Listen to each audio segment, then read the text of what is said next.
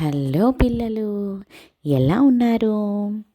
చిన్నమ్మ చెప్పే చిన్న కథ విందామా? కథ పేరేంటంటే చిన్న సహాయం. రామాపురం అనే గ్రామంలో ఒకసారి భూకంపం వచ్చింది. ఇళ్ళన్నీ కూలిపోవడంతో ప్రజలందరూ ఊరు వదిలి వెళ్ళిపోయారు. అక్కడికి కొన్ని ఎలుకలు వచ్చి ఇక్కడ స్వేచ్ఛగా బతకవచ్చు అని రామాపురంలోనే ఉండిపోయాయి.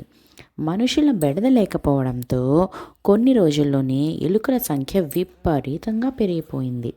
ఒకసారి ఊరి పక్కనే ఉన్న అడవికి నీటి కరువు వచ్చింది.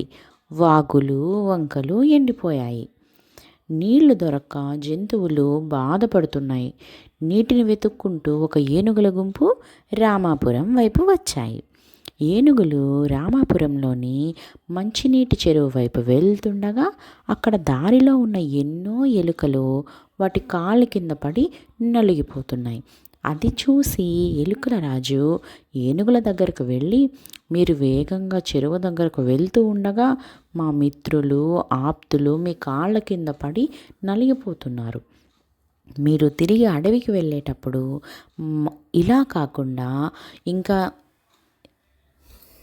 వేరే దారిలో వెళ్ళవచ్చు కదా, ఇంకా ఎంతమంది నలిగిపోతారు అని బెంగగా ఉంది. మేము కూడా మీకు ఏదో విధంగా సమయం వచ్చినప్పుడు సహాయపడతాము అని చెప్పింది.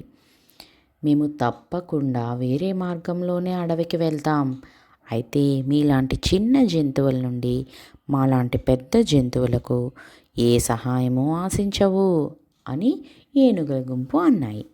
ఏనుగులు అన్నమాట ప్రకారమే వేరే మార్గంలో అడవికి చేరుకున్నాయి. కొన్నాళ్ల తర్వాత అడవిలో కొన్ని ఏనుగులు ఒక వేటగాడు వేసిన వలలో చిక్కుకుపోయాయి. మిగతా ఏనుగులకు అసలు ఏం చేయాలో ఎలా రక్షించుకోవాలో అర్థమే కాలేదు. ఆఖరికి ఏనుగుల నాయకుడు ఒక ఏనుగు చేత ఏనుగుల రాజుకు కబురు పంపించాడు. వేలాది ఎలుకలు అడవికి వచ్చి ఏనుగులు చిక్కుకున్న వలను తమ పళ్ళతో కొరికి ఆ ఏనుగుల విడుదలకు సహాయం చేశాయి. ఎంత చిన్నవారైనా చేయగలిగే సహాయాన్ని తక్కువ అంచనా వేయకూడదు అని తెలుసుకున్నాయి. అర్థమైంది కదా పిల్లలు?